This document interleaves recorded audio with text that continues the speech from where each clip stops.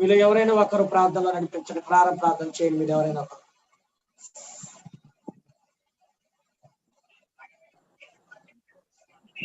మహాపరిశుద్ర మహోన్నత మా తండ్రి యొక్క పరిశుద్రామానికి వెళ్ళని స్తుతి స్తోత్రాలు చెల్లిస్తూ ఉన్నాను. లోకరక్షకానికి కృతజ్ఞతాస్తులు చెల్లిస్తూ ఉన్నాను మా ప్రభా. అయ్యా ఇప్పటి వరకు మీరు మమ్మల్ని కాచి కాపాడినందుకు మీకు వందనాలు చెల్లిస్తూ ఉన్నాను. సజీవుడ సర్వశక్తి గల మా ప్రభా నీ నామాన్ని వందనాలు చెల్లిస్తూ ఉన్నాను. సర్వోన్నతరాన్ని నామాన్ని వందనాలు చెల్లిస్తూ ఉన్నాను మా తండ్రి. అయ్యా ఇదిగో నా ప్రభు జూమి అప్పులను ప్రతి బిడ్డను దీవించి ఆస్వాదించమని వేడుకొనిచున్నాను. రావాల్సిన బిడ్డలు నా ప్రభ త్వరపెట్టి నడిపించమని వేడుకొనిచున్నాను. ఆరాధన మహించుకోమని వేడుకుంటున్నాను మా తండ్రి. అయ్యా దాసు నా ప్రభు మరుగుపరుచుకొని మాకు కావాల్సిన ఆహారం మీరు మాకు అనుగ్రహించమని వేడుకుంటున్నాను. సమస్త మహిమ ఘనత ప్రభావాలు నీవే పొందమని నజరుడైన యేసుక్రీస్తు పరిశుద్ధ నామములో ప్రార్థించి స్తుతించి వేడుకుంటున్నాను తండ్రి. ఆమేన్.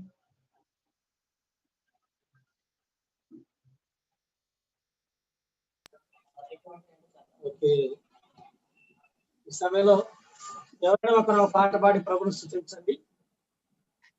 నా యేసు రాజా స్తోత్రము స్తోత్రము, నా యేసు రాజా స్తోత్రము స్తోత్రము స్తోత్రము స్తోత్రము, నే జీవించదాక ప్రభు స్తోత్రము స్తోత్రము, నే జీవించదాక ప్రభు.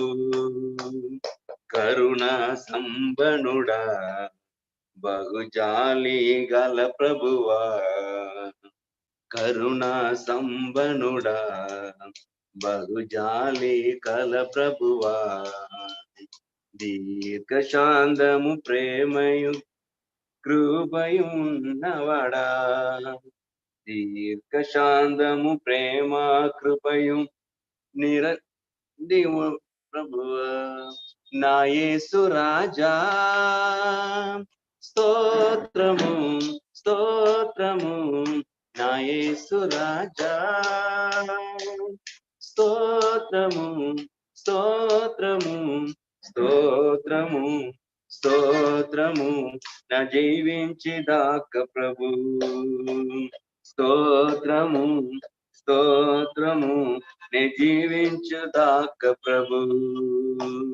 స్తుతిగణ మహిమయల్లా నీకే చెల్లిందుము, స్తుతిగణ మహిమయల్లా నీకే చెల్లిందును. ఇంపుగా స్తోత్ర బలము చెల్లించి ఆరాధన చేసదం, ఇంపుగా స్తోత్ర బలములు చెల్లించి ఆరాధన చేసదం. నా యేసు రాజా స్తోత్రము స్తోత్రము, నా యేసు రాజా స్తోత్రము స్తోత్రము స్తోత్రము స్తోత్రము, నే జీవించుదాక ప్రభు స్తోత్రము స్తోత్రము, నే జీవించుదాక ప్రభు. పిడిచే వారికల్లా దారిలో ఉన్నవాడా, పిలిచేది వారికల్లా దారిలో ఉన్నవాడా, మనసార పిలిచి స్వర్ణమును నిన్ని విడుదలనిచ్చువాడా, మనసార పిలిచి స్వరములు విన్ని విడుదలనిచ్చువాడా. నా యేసు రాజా స్తోత్రము స్తోత్రము, నా యేసు రాజా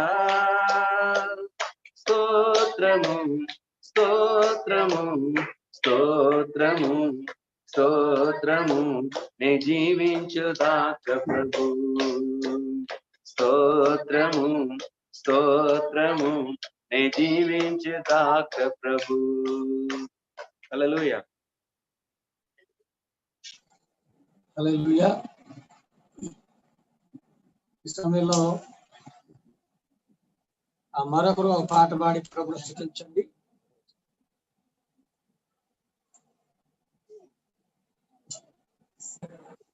నిన్నే నిన్నే నమ్ముకున్నానయ్యా, నన్ను నన్ను వీడిపోబోకయ్యా. నిన్నే నిన్నే నమ్ముకున్నానయ్యా, నన్ను నన్ను వీడిపోబోకయ్యా. నువ్వు లేక నేను బ్రతుకలేనయ్యా, నువ్వు లేక నేను బ్రతుకలేనయ్యా. నీవుంటే నాకు చాలేసయ్యా, నీవుంటే నాకు చాలేసయ్యా. నిన్నే నిన్నే నమ్ముకున్నానయ్యా, నన్ను నన్ను వీడిపోబోకయ్యా. నిన్నే నిన్నే నమ్ముకున్నానయ్యా, నన్ను నన్ను వీడిపోబోకయ్యా. కన్నులో కన్నీలు గూడు కట్టిన, కన్నవారి కాదని నన్ను నెట్టిన. కన్నులో కన్నీలు గూడు కట్టిన, కన్నవారి కాదని నన్ను నెట్టిన. కారు చీకటులే నన్ను కమ్మిన, కారు చీకటులే నన్ను కమ్మిన. కఠినాత్ములందరూ నన్ను కట్టిన, కఠినాత్ములందరూ నన్ను కట్టిన. నిన్నే నిన్నే నమ్ముకున్నానయ్యా, నన్ను నన్ను వీడిపోబోకయ్యా. నిన్నే నిన్నే నమ్ముకున్నానయ్యా, నన్ను నన్ను వీడిపోబోకయ్యా. చేయని నేరములంట కట్టిన, చేతకాని వాడనని ధరించిన. చేయని నేరములంట గట్టిన, చేతకాని వాడనని ధరించిన.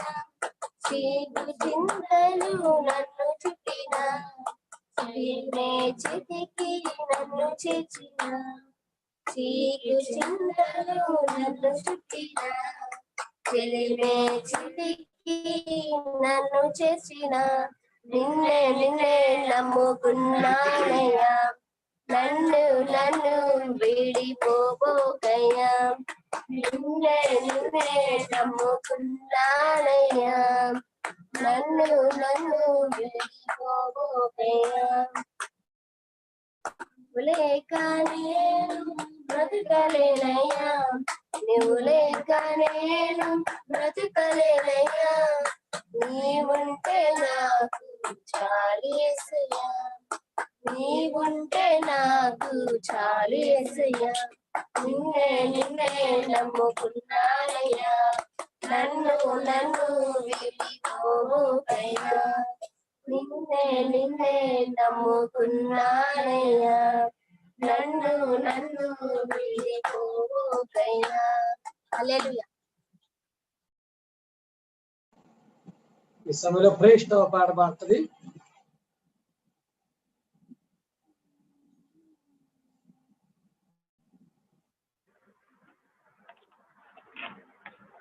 హల్లెలూయా. ఈ సమయంలో ఆనందం నీలోనే ఆధారం నీవే గాని పాట పాడుకుందాం. ఆనందం నీలోనే ఆధారం నీవేగా, ఆశ్రయం నీలోనే నా యేసయ్యా. స్తోత్రార్హుడా. ఆనందం నీలోనే ఆధారం నీవేగా, ఆశ్రయం నీలోనే నా యేసయ్యా. స్తోత్రార్హుడా. అర్హతే లేని నన్ను ప్రేమించినావు, జీవించు ఇలలో నీ కోసమే శాశ్వతమై. ఆనందం నీలోనే ఆధారం నీవేగా, ఆశ్రయం నీలోనే నా యేసయ్యా. స్తోత్రార్హుడా. పదే పదే నిన్నే చేరగా, ప్రతి క్షణం నీవే ధ్యాసగా. పదే పదే నిన్నే చేరగా, ప్రతి క్షణం నీవే ధ్యాసగా. కలవరాల తోటలో కన్నీటి బాటలో, కలవరాల కోటలో కన్నీటి బాటలో, కాపాడే కవచముగా నన్ను ఆవరించిన దివ్య క్షేత్రమా, స్తోత్ర గీతమా, ఆనందం నీలోనే, ఆధారం నీవేగా, ఆశ్రయం నీలోనే, నా యేసయ్యా స్తోత్రార్హుడా. నిరంతరం నీవే వెలుగని, నిత్యమైన స్వాస్థ్యం నీదని, నిరంతరం నీవే వెలుగని, నిత్యమైన స్వాస్థ్యం నీదని. నీ సన్నిధి నీడక సన్నుతించి పాడనా, నీ సన్నిధి నీడక సన్నుతించి పాడనా, నీతోనే నడవాలని నిత్య సియోనులో, నీ దర్శనం ఆశ్రయం, ఆనందం నీలోనే, ఆధారం నీవేగా, ఆశ్రయం నీలోనే, నా యేసయ్యా స్తోత్రార్హుడా. ఆనందం నీలోనే, ఆధారం నీవేగా, ఆశ్రయం నీలోనే, నా యేసయ్యా స్తోత్రార్హుడా. హల్లెలూయా.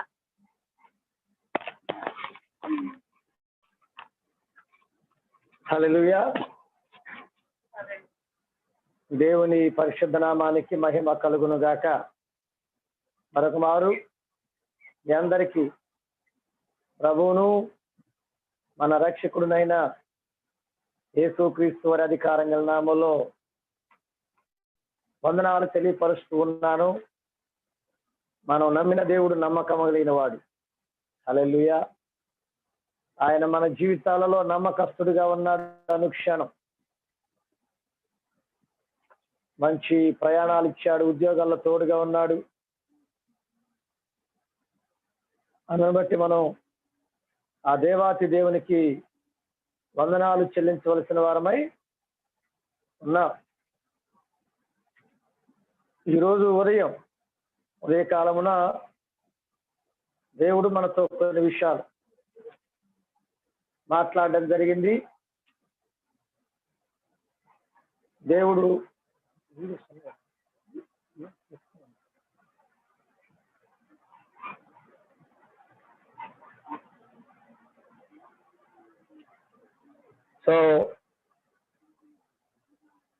కడవరి దినాలలో, అంత్య దినాలలో పరిస్థితులు ఎలా ఉంటాయి అనే దాని గురించి ఉదయం 1 తిమోతి పత్రిక 4వ అధ్యాయము 1వ వచనం నుంచి 5వ వచనం వరకు ఉదయం మనం నేర్చుకున్నాం. మరలా ఒకసారి నేను ఆ వాక్యాన్ని చదువుతాను, చూడండి. అయితే కడవరి దినములలో 1 తిమోతి పత్రిక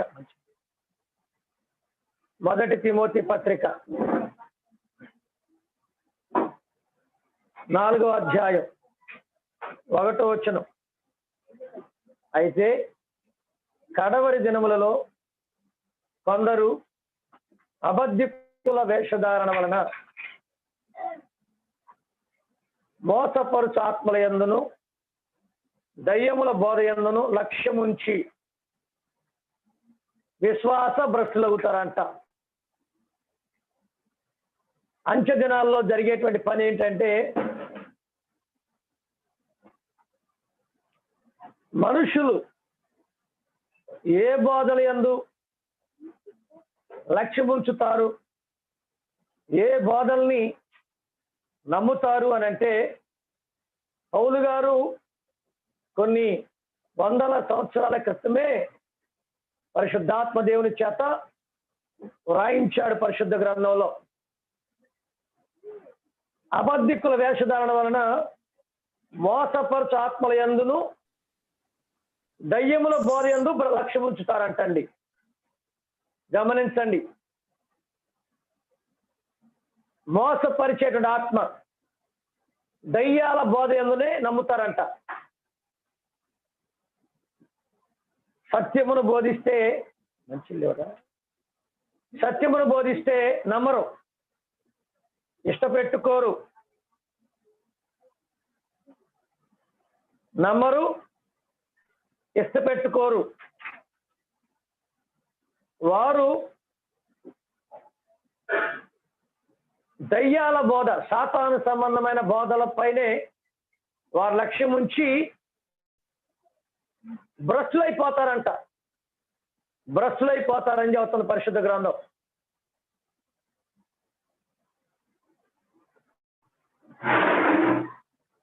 ఈ విషయాన్ని చాలా జాగ్రత్తగా మనం గమనించాలి. ఈ రోజుల్లో అదే జరుగుతుంది. సత్యాన్ని ఎవరు అంగీకరించలేకపోతున్నారు అంటే దాదాపు 90% మంది సత్యాన్ని అంగీకరించలేకపోతున్నారు ఈ దినాల్లో. పరిశుద్ధ గ్రంథంలో వ్రాయబడినటువంటి సంగతులను బోధిస్తున్నప్పుడు కొంతమంది ఆ బోధను అంగీకరించలేకపోతున్నారు. దయ్యముల బోధ, దయ్యాలు ఏం బోధిస్తాయండి? తిను, తాగు, సుఖించు అని బోధిస్తాయి. అవునంటారా కాదంటారా? దయ్యాలు ఏం బోధిస్తాయండి? అబద్ధాలు ఆడటం తప్పు లేదని బోధిస్తాయి, మోసం చేయడం తప్పు లేదని బోధిస్తాయి, తిరుగుబాటు చేయడం తప్పు లేదని బోధిస్తాయి దయ్యాలు. ఈ లోకమును ఉన్నవన్నీ దేవుడిచ్చినవే కదా, అన్ని ఎంజాయ్ చేయాలని బోధిస్తాయి. మనుషులు వాటి మీదే మనసు పెడతారు, వాటినే ఇష్టపడతారు. అలా ఉండకూడదు బాబు, ఇలా ఉండకూడదు బాబు, మనం అలా మాట్లాడకూడదు, ఇలా మాట్లాడకూడదు, మన వస్త్రధారణ మంచిగా ఉండాలి, మన మాట తీరు మంచిగా ఉండాలి అని చెప్తే ప్రజలు అంగీకరించరు ఈ దినాల్లో. ఎందుకంటే అది సత్యమైన బోధ కదా. మనుషులు దయ్యాల బోధ విని, సాతాను సంబంధ బోధలు విని భ్రష్టులైపోతారని చెప్తున్న పరిశుద్ధ గ్రంథం. అనగా పాడైపోతారు. అయితే అబద్ధ బోధకులు బోధించేటువంటి 2 విషయాలు తిమోతికి పౌలు గారు చెప్పారు. ఒకటి ఏంటంటే మనం వివాహము నిషేధిస్తారు, పెళ్లి చేసుకోవద్దు అంటారు. ఒకటి, పెళ్లి చేసుకోవడం దైవ చిత్తం కాదంటారు. పెళ్లి చేసుకోవటం వాక్యానుసారమైనది కాదు అంటారు. రెండవది, కొన్ని ఆహార పదార్థాలని తినకూడదు అంటారు. ఇది రెండవది, పౌలు గారు చెప్పిన విషయం. అది అవి అబద్ధ బోధలని స్పష్టంగా బైబిల్ చదువుతుంది, గమనించండి. తర్వాత 2వ తిమోతి పత్రికలో కూడా పౌలు గారు తిమోతికి మరలా రాస్తున్నాడు 3వ అధ్యాయంలో అంచె దినాలలో పరిస్థితులు ఎలా ఉంటాయి అనేది. చూడండి, 2వ తిమోతి పత్రిక 3వ అధ్యాయము 1వ వచనం నుంచి 5వ వచనం వరకు ఒక మారు మనం చదువుదాం. తిమోతికి రాసిన 2వ పత్రిక 3వ అధ్యాయము 3వ వాక్యం నుంచి 5వ వాక్యం వరకు ఎవరైనా చదవగలిగిన వారు దయచేసి గట్టిగా చదవగలరా?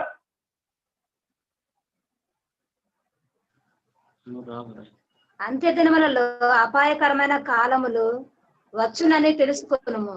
ఎలయనగా మనుషులు స్వార్థ ప్రియులు, ధనాపేక్షలు, బింకములాడు వారు, అహంకారులు, దోషకులు, తల్లిదండ్రులకు అవిధేయులు, కృతజ్ఞత లేనివారు, అపవిత్రులు, అనురాగ రహితులు, అతిద్వేషులు, అపవాదికులు, అజితేంద్రియులు, క్రూరులు, సజ్జన ద్వేషులు, ద్రోహులు, మూర్ఖులు, గర్వాంధులు దేవుని కంటే సుఖానుభవము ఎక్కువగా ప్రేమించువారు పైకి భక్తి గల వారి వలె ఉండి దాని శక్తిని ఆశ్రయించని వారినై ఇందురు. ఇట్టివారు విముకుడవై ఇండుము. చాలు గమనిద్దాం. అంచె దినాలలో అనగా కడవర దినాలలో దేవుని రాకడ సమయాలలో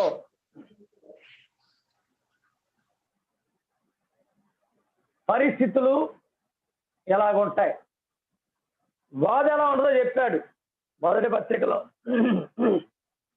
బాధ ఇక్కడ మనుషులు ఎలా ఉంటారో చెప్తా ఉన్నాడు. మనుషులు అంత్య దినాల్లో ఎలాగుంటారు? ఒకటి, స్వార్థ ప్రియులు. ఏంటి? మనుషులు సెల్ఫిష్, స్వార్థ ప్రియులు. స్వార్థ ప్రియులుగా ఉంటారంటండి. గమనించాలి. స్వార్థ ప్రియులు అంటే మనకు అందరికీ తెలిసిన విషయమే. స్వార్థం అంటే ఎవరు ఎలా పోయినా పర్వాలేదు, నేను బాగుండాలి, నా కుటుంబం బాగుండాలి అనుకోవటం స్వార్థం. కొంతమంది ఉంటారు వాళ్ళకి వాళ్ళే స్వార్థం. ఇంట్లో వారు ఎలా పోయినా, భార్య ఎలాగైనా, బిడ్డలు ఎలా పోయినా పర్లా, నేను బాగుండాలి అనుకునేవారు కొంతమంది ఉంటారు. ఈ రోజుల్లో అటువంటి వారు బయటపడతా ఉన్నారు ఎక్కువగా. స్వార్థం స్వార్థం స్వార్థం. నా వరకు నేను బాగుండాలి, నా వరకు నేను మంచిగా ఉండాలి, ఎవరు ఎలా పోతే నాకెందుకు అనేటువంటిది. పౌలు గారు చాలా స్పష్టంగా చెప్తున్నాడు. అంత్య దినాల్లో స్వార్థ ప్రియులు మనుషులు స్వార్థాన్ని కోరుకుంటారు. నిజమే కదా? ఈ దినాల్లో ప్రజలు స్వార్థాన్ని కోరుకుంటున్నారా లేదా గమనించండి. నిజంగా ప్రియ దేవుని సంఘమా, సంఘంలో సంఘ విశ్వాసులు కూడా స్వార్థ ప్రియులుగానే ఉంటున్నారు. యేసయ్యను నమ్ముకొని కూడా ఎవరికైనా కష్టం వచ్చినప్పుడు నాకెందుకులే అన్నట్టుగా ఉంటా ఉన్నారు ఈ దినాల్లో. దేవుని నమ్మిన ప్రజలు కూడా మేం బాగుంటే చాలు అనేటువంటి ఆలోచన కలిగి ఉంటున్నారు. కనుక ఒకటి స్వార్థము, రెండవది ధనాపేక్ష.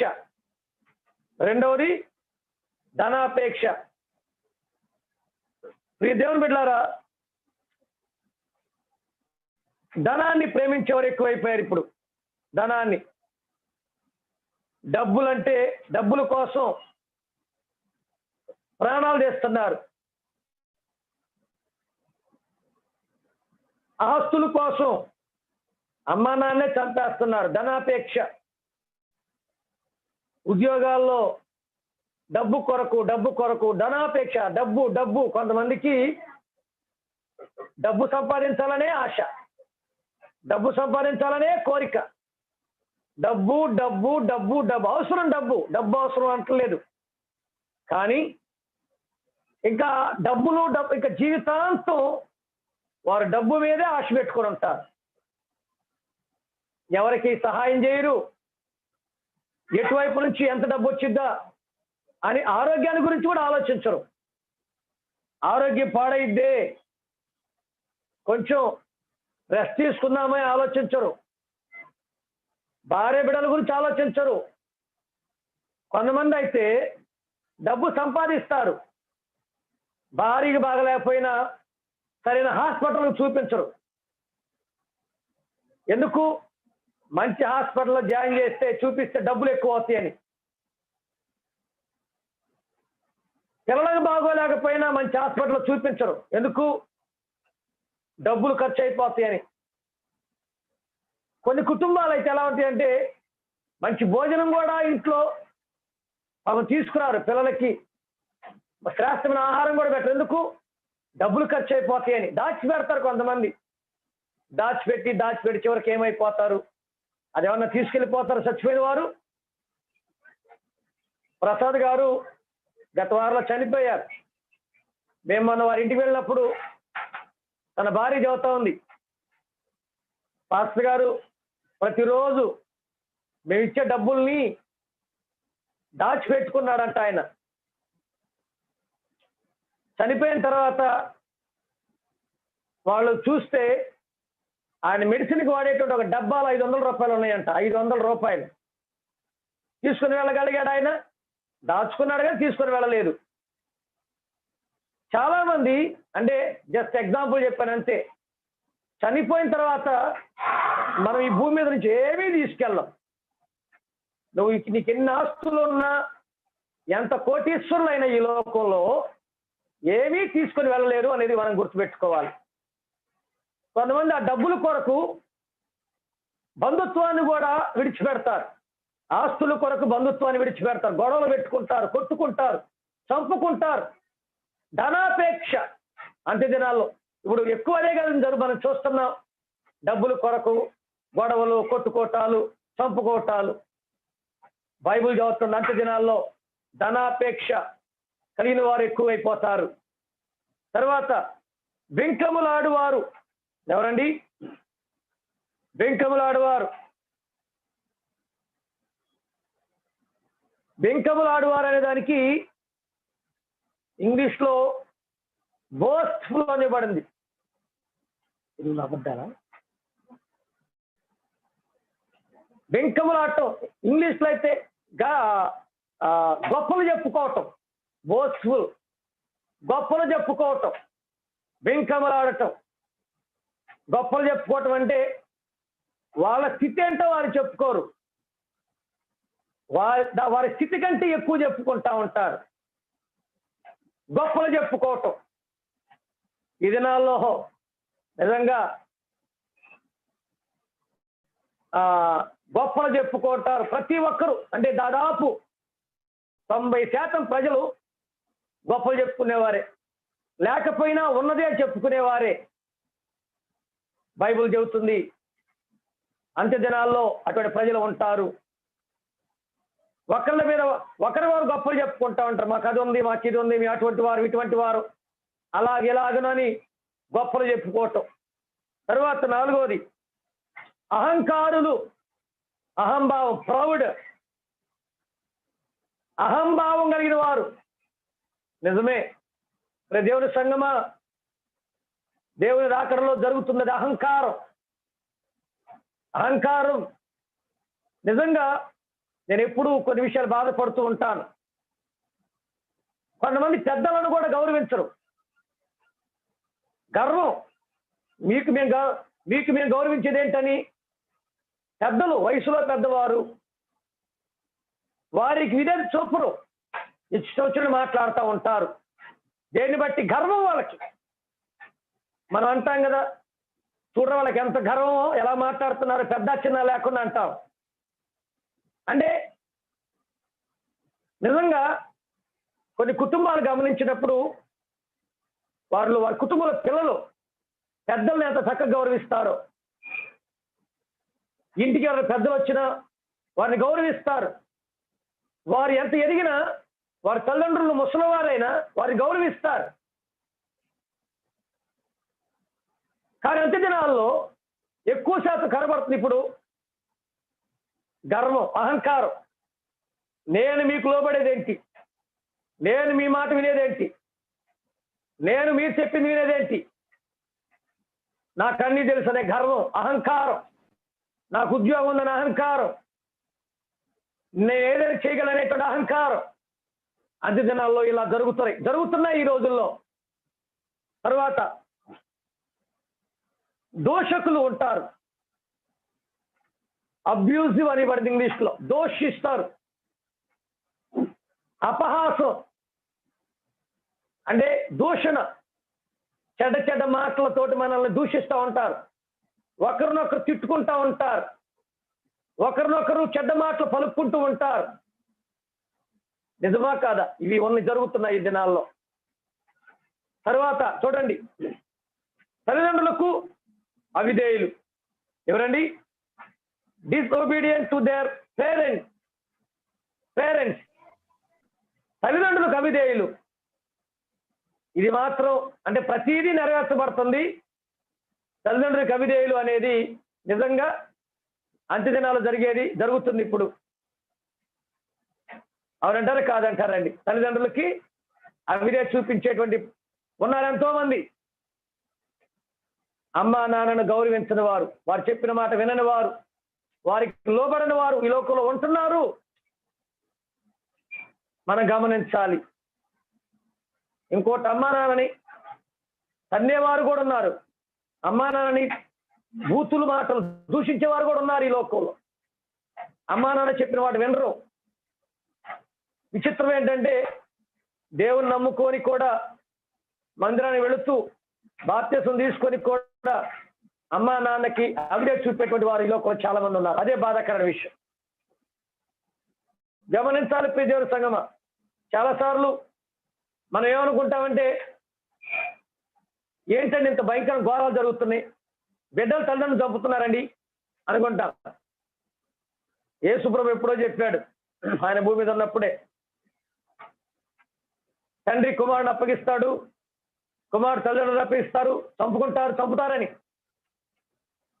తల్లిదండ్రులకు అవిధేయులుగా ఉంటారు అంత్య దినాల్లో. తరువాత కృతజ్ఞత లేనివారు. ఎవరు? అన్గ్రేట్ఫుల్. కృతజ్ఞత లేనివారు. కృతజ్ఞత అంటే మనకు తెలిసిందే. ఎవరైనా మనకు సహాయం చేసినప్పుడు మనం ఏం చేయాలి? వందనాలండి, మీరు మాకు సహాయం చేశారు, థ్యాంక్స్ అండి అని మనం కృతజ్ఞత కలిగి ఉండాలి. అవసరం వచ్చినప్పుడు మంచిగా మాట్లాడి, వారి దగ్గర నుంచి మనకి అవసరం తీరిన తర్వాత నువ్వెవరో అని మాట్లాడేటువంటి జనాల్లో ఉన్నాం మనం. అటువంటి దినాలు ఇవి. అవసరం వచ్చినప్పుడు కాళ్ళు పట్టుకుంటారు, అవసరం తీరిన తర్వాత గొంతు పట్టుకుంటారు. నిజమే, ఈ దినాల్లో అటువంటి ప్రజలు కనబడుతున్నారు ప్రియ దేవుని సంగమా. కృతజ్ఞత అనేది లేని వారిగా ఉంటున్నారు ఈ దినాల్లో ఎంతో మంది ప్రజలు. తర్వాత చివరిగా ఇంకా ఉంది, అపవిత్రులు, అన్హోలీ పీపుల్.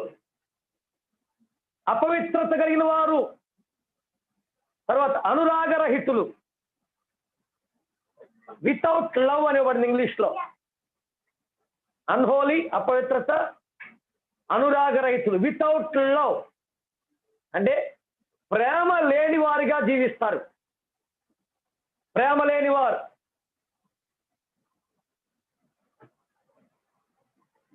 ఉంటుందా ఈ దినాల్లో ప్రేమ ప్రజల మధ్య? ఎక్కడో అరుదండి ప్రేమ. ఇప్పుడు ఉద్యోగాలకి బిజీ అయిపోయి దూర ప్రాంతాల్లో ఉంటున్నారు. కొన్నిసార్లు పాపం తల్లిదండ్రులు చనిపోయినా కూడా రావట్ల పిల్లలు. కారణం ఏంటి? జాబు. సంవత్సరానికి ఒకసారి కూడా పిల్లలు రావట్ల తల్లిదండ్రుల దగ్గరికి. కారణం జాబు. ఒక విధంగా చెప్పాలంటే ప్రేమ తగ్గిపోయింది. ప్రేమ, అనురాగం లేదు, ప్రేమ లేదు ఈ దినాల్లో ప్రజల్లో ఎక్కువ. ఎవరికి వారే యమునా తీరం అన్నట్టుగా ఎవరికి వారే జీవిస్తూ ఉన్నారు. అన్నదమ్ముల మధ్య ప్రేమ ఉండటం లేదు, అక్క చెల్లెల మధ్య ప్రేమ ఉండటం లేదు, సంఘంలో ప్రేమ ఉండటం లేదు, సమాజంలో ప్రేమ ఉండటం లేదు. నిజం చెప్పాలంటే నేను చిన్నప్పుడు అంటే ఒక 15 సంవత్సరాల క్రితం, ఒక 20 సంవత్సరాల క్రితం, అంటే నేను పుట్టి పెరిగిన ప్రాంతాన్ని బట్టి నేను చెబుతున్నాను. ఒక 20 సంవత్సరాల క్రితం, 20 సంవత్సరాల చిన్న వయసులో, 20 సంవత్సరాలు 30 సంవత్సరాల క్రితం ఎలా ఉండేదంటే, మా మేనత్తలందరూ ప్రతి సంవత్సరం కొన్ని పండుగలకు కలుసుకునేటువంటి వారు. తప్పనిసరిగా అందరూ వచ్చేవాళ్ళు అనమాట. పిల్లలందరూ వచ్చి ఒక 10 రోజులు సెలవులకు అక్కడ గడిపేటువంటి వారు. ఒకళ్ళు ఉద్యోగాలు ఉన్నా సెలవులు పెట్టుకొని వచ్చేవారు. ఎవరైనా చనిపోయారనుకోండి బంధువుల్లో తప్పకుండా అటెండ్ అయ్యేవారు. ఏదైనా పెళ్ళైనా కంపల్సరీగా అటెండ్ అయ్యేటువంటి వారు. ఇప్పుడు ఏమైపోయిందంటే అవేమీ కనపట్ల. కొన్నిసార్లు అనిపిస్తూ ఉంటది, ఎందుకంటే నేనే మా బంధువులను చూసి ఎన్ని రోజులు అయింది, ఎన్ని సంవత్సరాలు అయిందో నేను పరిచర్యలో బిజీ అయిపోయాం, వెళ్ళలేని పరిస్థితి. అంటే ప్రేమ లేక కాదు, ప్రేమ ఉంది, కానీ ప్రభు పనిలో ఉన్నాం. అంటే మన కుటుంబాలను కూడా కలుసుకోలేనటువంటి బిజీలో కొన్నిసార్లు మనం ఉండిపోతున్నాం. ప్రేమ దూరం అయిపోతుంది. అన్న, చెల్లి, అక్క, తమ్ముడు, వారి కుటుంబ సభ్యులు అందరు కలుసుకోవటం అరుదైపోతుంది. ఈ దినాల్లో ప్రేమ అనేది తక్కువైపోతుంది. ఎవరికైనా కష్టం ఉన్నప్పుడు అన్నదమ్ములలో అన్న పెద్దవాడిగా బాధ్యత వహించేటువంటి వాడు. ఇప్పుడు తమ్ముడికి ఏదైనా కష్టం వచ్చినా, చెల్లికి ఏదైనా కష్టం వచ్చినా ఎవరు పట్టించుకోవట్లేదు. ప్రేమ లేదు. ఇప్పుడు మా అమ్మమ్మ చనిపోయేటప్పుడు మా పెద్ద మావి తోటి మాట తీసుకుందంట. ఏమని అంటే, ఎవరే 2 అమ్మాయిలు ఉన్నారు కదా, వారికి ఏదైనా కష్టం వచ్చినా నువ్వే చూసుకోవాలని. ఇప్పటికీ మా పెద్ద మావయ్య మా అమ్మ వాళ్ళని ఏదైనా ఇబ్బంది వచ్చినా వెంటనే వాళ్ళు ఫోన్ చేసి కనుక్కుంటా ఉంటారు. ఏదైనా జరిగినా వాళ్ళు ముందుంటారు. కుటుంబంలో బంధువులు అంటే ప్రేమ అంత్య దినాల్లో అది కనపట్లేదు ఇప్పుడు. తర్వాత గమనించండి, అతి ద్వేషులు అంట. ఏంటి? అన్ఫర్గివింగ్ అని ఇవ్వబడింది ఇంగ్లీష్లో. అతి ద్వేషులు అంటే క్షమించేటువంటి మనసు ఉండదు, క్షమించే మనసు లేని వారు. నిజమేనండి, ఎవరైనా చిన్న పొరపాటు చేస్తే తిరగబడుతున్నారు. నేను క్షమించనంటున్నారు, నేను మన్నించనంటున్నారు. తర్వాత చూడగలిగితే అపవాదకులు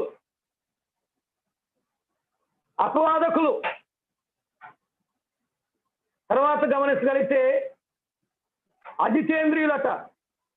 వితౌట్ సెల్ఫ్ కంట్రోల్ అనేబడింది ఇంగ్లీష్లో.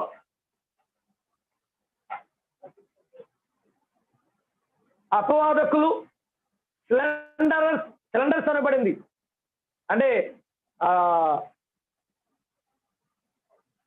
పొగుడుతూ ఉంటారు కదా, నేను సహాయం కోరుతున్నప్పుడు, అయ్యా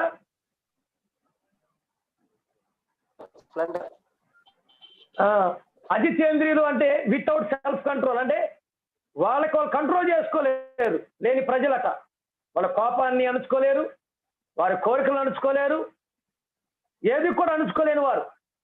వితౌట్ సెల్ఫ్ కంట్రోల్, వారిని వారు అణచుకోలేని వారు, వారిని వారు కంట్రోల్లో ఉంచుకోలేనటువంటి ప్రజలు. తర్వాత రాయబడుతుంది క్రూరులు. ఇంగ్లీష్లో బ్రొటల్ అనబడింది. క్రూరులు ఏమండి? తర్వాత చూడండి, సజ్జన ద్వేషులు. Not lovers of the good అంటే మంచిని ప్రేమించేటువంటి వారు కనపడరంటండి. అంజనాల్లో మంచిని ప్రేమించేవారు కనపడరు. తర్వాత ద్రోహులు.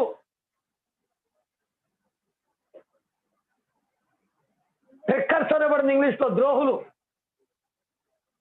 తర్వాత మూర్ఖులు. ర్యాష్. కొంతమంది చాలా ర్యాష్ ఉంటారు కదండి, వాళ్ళ మాటే ర్యాష్ ఉంటుంది, వాళ్ళ ప్రవర్తన ర్యాష్ ఉంటుంది, అంతా ఫాస్టే, ఎక్కడ కొడతారని భయం వేస్తున్నది. అటువంటి వారు ఉంటారు. తర్వాత గర్వాంధులు. తర్వాత దేవుని కంటే సుఖానుభవం ఎక్కువగా ప్రేమించేటువంటి వారు. దేవుని కంటే కూడా సుఖాన్ని ప్రేమించేటువంటి వారు. నిజంగా గమనించండి ప్రియ దేవుని బిడ్డలారా, ఈ దినాలలో ఇటువంటి వారు ఉంటారని పరిశుద్ధ గ్రంథం ముందుగానే తెలియపరిచింది. ఇటువంటి వారందరూ చూసినప్పుడు కొన్నిసార్లు మనకు బాధ వేస్తూ ఉంటది. ఏంటండి ఇప్పుడు జనరేషన్ ఎలా ప్రవర్తిస్తున్నారు, ఎంత భయంకరంగా మాట్లాడుతున్నారు, ఎంత భయంకరమైన పద్ధతులు కలిగి ఉన్నారు, ఇంత భయంకరంగా జీవిస్తున్నారు అని బాధపడవచ్చు మనం. కానీ బైబిల్ చెబుతుంది ఇటువంటి వారు అందరూ ఉంటారయ్యా ముందు, మీరు వారిని చూసి భయపడొద్దు అని దేవుడు జ్ఞాపకం చేస్తున్నాడు. కనుక ప్రియ దేవుని సంగమ, ఈ సమయంలో మనం ప్రశ్నించుకోవాల్సిన ప్రశ్న ఏంటంటే, ఒకవేళ మనలో ఈ లక్షణాలు ఏమైనా ఉన్నాయా? ఏమండి, ఒకవేళ మనలో ఈ లక్షణాలు ఏమైనా ఉన్నాయా అనేది మన ప్రశ్న. మనల్ని మనం పరీక్షించుకోవాలి. మనలో ఏమైనా ఏంటది స్వార్థం ఉందా, ధనాపేక్ష ఏమైనా ఉందా, బెంకములాడేటువంటి మనస్తత్వం ఏమైనా ఉందా, అహంకారం గర్వం వల్ల ఏమైనా ఉందా, దూషించేటువంటి గుణం ఏమైనా ఉందా, తల్లిదండ్రులకు మనం అవిధేయంగా ఏమైనా జీవిస్తున్నామా, కృతజ్ఞత లేని వారిగా ఏమైనా ఉన్నామా, ఇవన్నీ మనం ఒకసారి పరీక్షించుకోవాలి. ప్రభు ఒకవేళ మనలో ఏమి లేనట్లయితే ప్రభు స్తోత్రం.